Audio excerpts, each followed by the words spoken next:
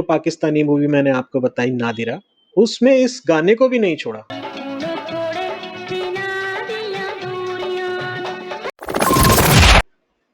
यश चोपड़ा जी बहुत अपसेट थे, उन पे कुछ कर्ज भी हो गया था। ये गाना इतना आइकॉनिक हुआ कि सन 2012 में 4 दिन की चांदनी में इस गाने को रिमिक्स करके यूज किया गया। नादिरा, तू मेरी नादिरा। श्रीदेवी चांदनी की पहली पसंद नहीं थी,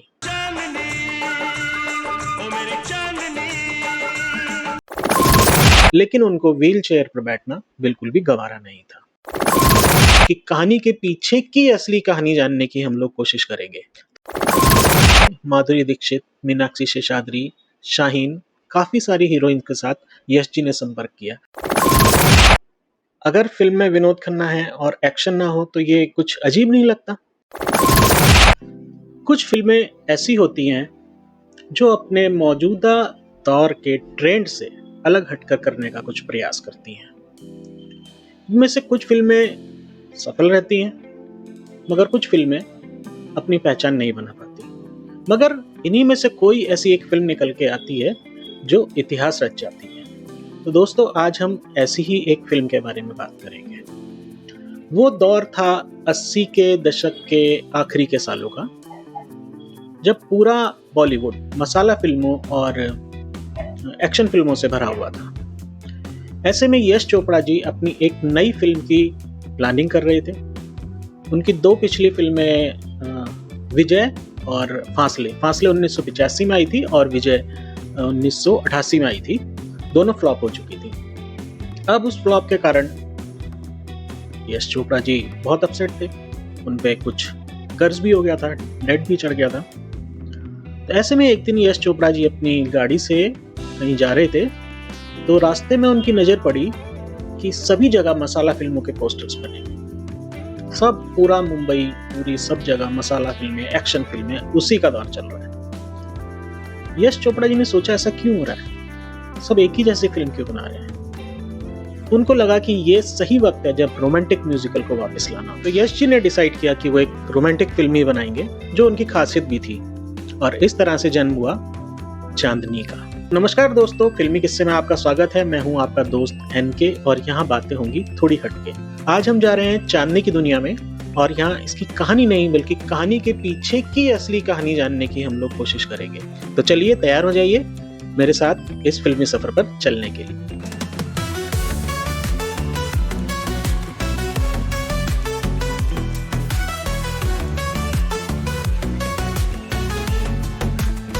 अब यश जी को तलाश थी एक अच्छी कहानी की, और उनकी ये कामना पूरी हुई कामना चंद्रा जी से मिलकर। कामना चंद्रा जी इससे पहले राज कपूर जी के लिए प्रेम रोग जैसी ब्लॉकबस्टर फिल्म की कहानी लिख चुकी थी। कामना जी ने यश जी को ये कहानी सुनाई और उनको पहली बार में ये कहानी बहुत पसंद आई। उन्होंने तुरंत इसकी स्टार कास्ट को फाइनल करने का काम शुरू कर दिया। आपको इस बात को जानकर हैरानी होगी कि श्रीदेवी चांदनी की पहली पसंद नहीं थी। यश चोपड़ा जी ये रोल रेखा जी को देना चाहते थे, क्योंकि रेखा जी ने सिलसिला में भी एक कैरेक्टर प्ले किया था जिसका नाम भी चांदनी था। जो इसकी ओरिजिनल स्टार कास्ट वो रखना चाहते थे वो थी रेखा जी, अनिल कपूर और ऋषि कपूर, ललित, रोहित और चांदनी।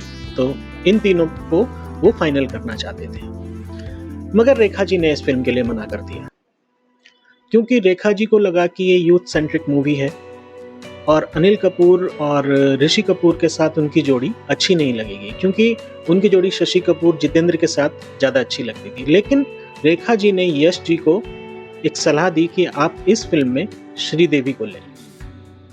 यश जी को उनकी सलाह बहुत पसंद आई और उन्होंने इस फिल्म के लिए श्रीदेवी को ही फाइनल किया। अब बात आती है अनिल कपूर की। अनिल कपूर इसमें रोहित का रोल निभाने वाले थे, रोहित का किरदार निभाने वाले थे, लेकिन उनको व्हील चेयर पर बैठना बिल्कुल भी गवारा नहीं था। इस कारण उन्होंने इस फिल्म को छोड़ दिया। इसके बाद ये रोल गोविंदा जी से भी डिस्कस हुआ, मगर गोविंदा जी ने भी सेम रीजन से इस फिल्म को करने से मना कर दिया। तो फाइनली ऋषि कपूर को फिर जो पहले ललित का रोल करने वाले थे, जो ललित का कैरेक्टर अदा करने वाले थे, उनको रोहित का किरदार दिया गया और ललित के किरदार के लिए एंट्री हुई विनोद खन्ना जी की।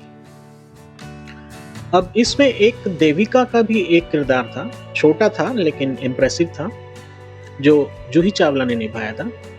जूही से पहले इस फिल्म में इस रोल को करने के लिए माधुरी दीक्षित, मीनाक्षी शेषाद्री, शाहीन, काफी सारी हीरोइन के साथ यश जी ने संपर्क किया, मगर सब ने इस फिल्म को करने से मना कर दिया। उसका रीजन ये था कि एक तो ये रोल बहुत छोटा था और फिल्म की पूरी लाइमलाइट श्रीदेवी के ऊपर थी।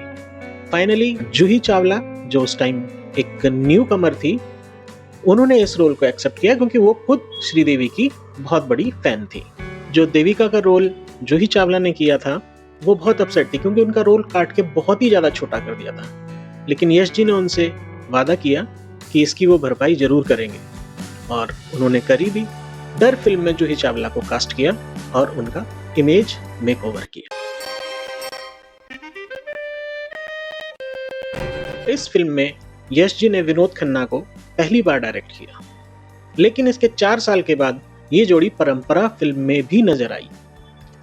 इसमें कुछ इंसिडेंट ऐसे थे जो काफी सालों के बाद होते हैं। मसलन ऋषि कपूर और विनोद खन्ना अमर अकबर एंथोनी के बाद इस फिल्म में नजर आए, तो वहीं वहीदा रहमान और विनोद खन्ना जी 18 साल के बाद रेशमा और शेरा फिल्म के बाद इस फिल्म में एक साथ नजर आए थे।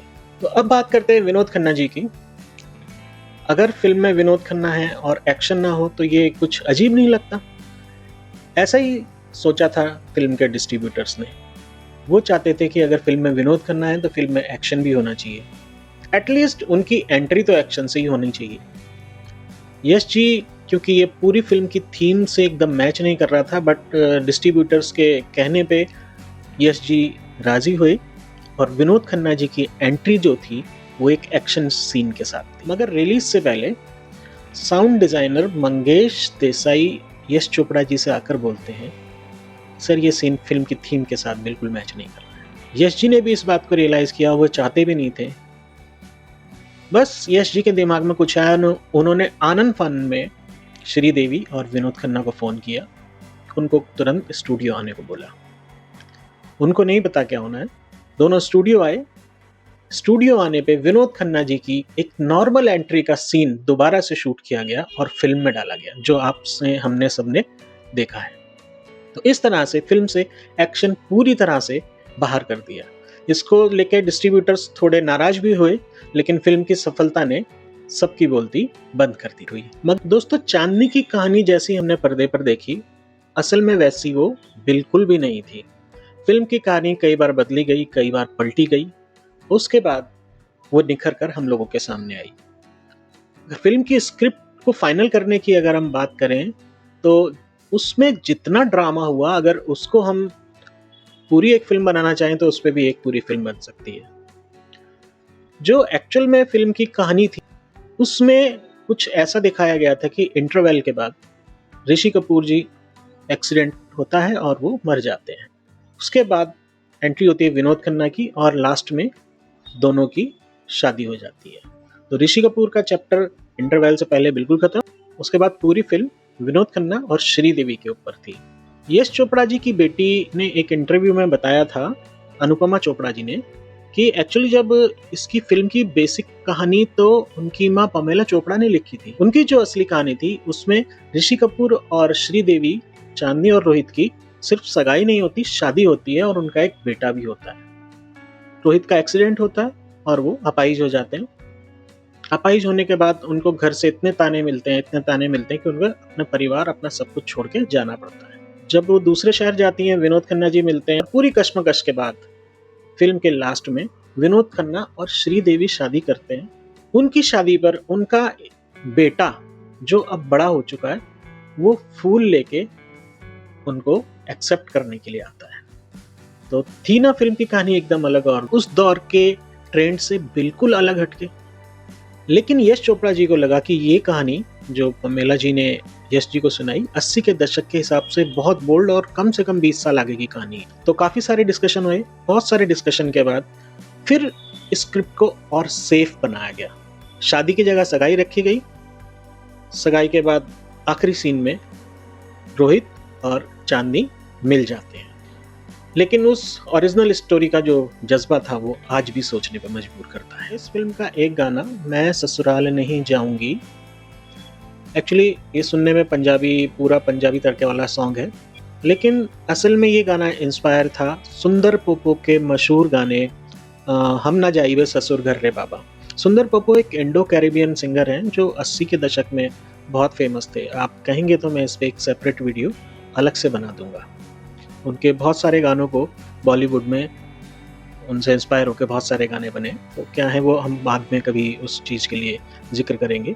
और इसमें आवाज़ दी थी पमीला चोपड़ा जी ने। अब आता है वो गाना जो चांदनी फिल्म का दिल है, चांदनी ओ मेरी चांदनी। इस फिल्म में श्रीदेवी की अदाएं और ऋषि कपूर की मस्ती ने पूरे हिंदुस्तान को दीवाना बना दिया था। इस फिल्म का एक स्टार्टिंग का 10 सेकंड का एक टोन, जो शुरू की ट्यून है, वो एक्चुअली उठाई गई थी, एक फिलीपींस की फिल्म थी द इम्पॉसिबल किड। मैं अभी आपको सुनाऊंगा, वहाँ से इसको लिया गया, सिर्फ स्टार्टिंग। बाकी गाना बिल्कुल अलग है, लेकिन स्टार्टिंग तो ये भी सुनिए, देखिए।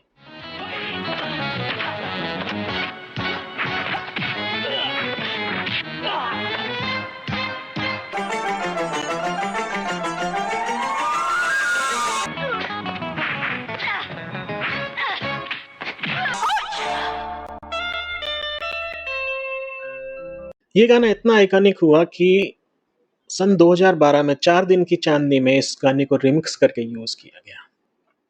बात यहीं खत्म नहीं होती है, एक पाकिस्तानी फिल्म नादिरा में इस गाने का बिल्कुल कॉपी सॉन्ग बनाया गया। बोल अलग थे, वो भी अभी आपको सुनाता हूँ। बोलते नादिरा ओ मेरी नादिरा।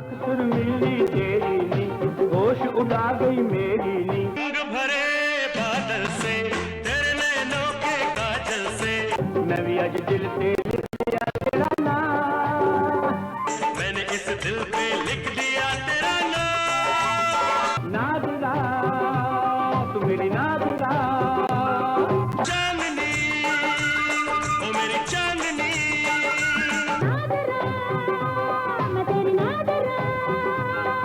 मेरे हाथों में 9 चूड़ियां हैं, ये गाना आपने जरूर सुना होगा, भूले तो नहीं होंगे। उस दौर में किसी भी महिला संगीत में, किसी शादी में अगर ये गाना नहीं बजा या इस गाने पे डांस नहीं हुआ तो ऐसा लगता था कि फंक्शन अधूरा है। सेम मूवी जो पाकिस्तानी मूवी मैंने आपको बताई नादिरा, उसमें इस गाने को भी नहीं छोड़ा, उन्होंने इसको भी पूरा कॉपी किया। उसमें कुछ बोल थे ऐसे कि गोरे गोरे हाथों दे, ये भी मैं आपको सुनाता हूँ, और इस गाने को सुनिए और देखिए।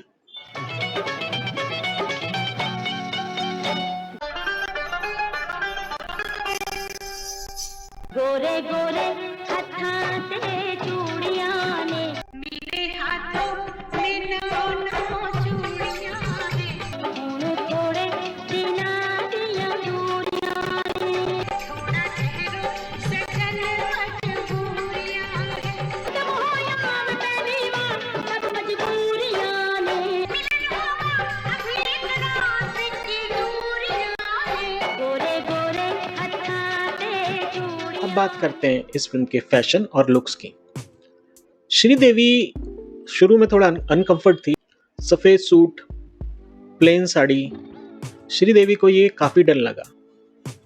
उन्होंने यश जी से कहा कि चांदनी एक दिल्ली की लड़की है, और दिल्ली की लड़की है तो कुछ स्टाइल तो होनी चाहिए, तो अगर आप इसके कपड़े थोड़े स्टाइलिश करेंगे तो ज्यादा बेटर लगेगा। मगर यश जी ने तो कुछ और ही सोचा हुआ था। यश जी ने कहा, श्री तुम्हें मुझको भरोसा है ना, देखना एक दिन यही सारी ड्रेस पूरा हिंदुस्तान पहनेगा। और हुआ भी यही। फिल्म के रिलीज के बाद चांदनी सूट, लहरिया दुपट्टा पूरे हिंदुस्तान में छा गया, स्पेशली नॉर्थ इंडिया में। और दिल्ली के चांदनी चौक के बाजार में जो व्यापारी हैं उनके तो बल्ले बल्ले हो गई, उनकी तो समझो लॉटरी लग गई। लाखों करोड़ों सूट उन्होंने बेचे और बहुत अच्छा बिजनेस इस फिल्म के फैशन की वजह से चांदनी चौक और पूरे देश के कपड़ा व्यापारियों को मिला।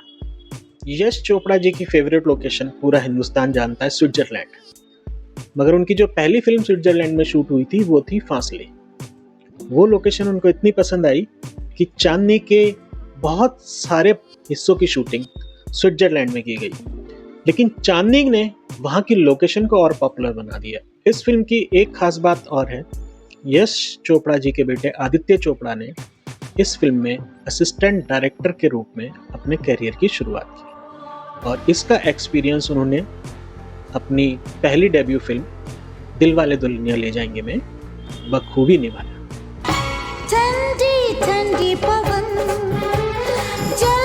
तो दोस्तों, ये फिल्म कोई साधारण हिट नहीं थी, ये एक सुपर डुपर सक्सेस मूवी थी। भारत में तो इस फिल्म ने रिकॉर्ड बनाई ही बनाई, लेकिन एक मजेदार बात आपको और जानकर अच्छा लगेगा, वो दौर था जब वीडियो कैसेट मार्केट में आते थे। कनाडा में इसके फिल्म के रिलीज के लगभग 2.5 साल के बाद इतनी डिमांड थी कि इस फिल्म को थिएटर में रिलीज करना पड़ा, जबकि वहाँ ऑलरेडी 2 साल पहले इस फिल्म का वीडियो कैसेट आ चुका था। उसके बावजूद इसको 1992 में वहाँ पर इसको रिलीज करना पड़ा और लगभग 6-7 महीने ये फिल्म वहाँ पे अलग अलग थिएटर्स में चलती रही। इस फिल्म ने यश चोपड़ा जी को उनका पहला नेशनल अवार्ड दिलाया। श्रीदेवी इस फिल्म के लिए बेस्ट एक्ट्रेस के लिए फिल्म फेयर अवार्ड में नॉमिनेट हुई। उन्होंने ये अवार्ड जीता भी, लेकिन उनकी दूसरी फिल्म चालबाज के लिए। इतना सब कुछ होने के बाद इस फिल्म के साथ एक दुखद मोड़ भी है। फिल्म के तीनों लीड एक्टर ऋषि कपूर, श्रीदेवी, विनोद खन्ना 3 साल के अंदर एक साथ दुनिया छोड़कर चले गए। विनोद खन्ना जी 2017 में, श्रीदेवी 2018 और ऋषि कपूर जी 2020 में हम सबको हमेशा के लिए अलविदा कहकर चले गए। यश चोपड़ा जी तो काफी पहले ही जा चुके थे। यह नुकसान, ये झटका बॉलीवुड के लिए बहुत बड़ा था, लेकिन उनकी बनाई चांदनी आज भी जिंदा है, आज भी बॉलीवुड को रोशन कर रही है। तो दोस्तों, ये थी चांदनी के सीक्रेट की कहानी। कास्टिंग से लेके स्क्रिप्ट तक, स्क्रिप्ट से लेके म्यूजिक तक, फ्लॉप से लेकर हिट तक, थे ना कितने सारे ट्विस्ट। अगर आपको इसमें कोई फैक्ट पसंद आया है तो हमें कमेंट में जरूर बताइएगा। और हाँ, अगर आपको ये वीडियो पसंद आया है तो लाइक कीजिए, शेयर कीजिए, सब्सक्राइब कीजिए और बेल आइकन को दबाना ना भूलें, ताकि आपको हमारे आने वाले अगले वीडियो की जानकारी सबसे पहले मिल सके। मिलते हैं अगले एपिसोड में। स्टे क्यूरियस, स्टे फिल्मी। नमस्कार।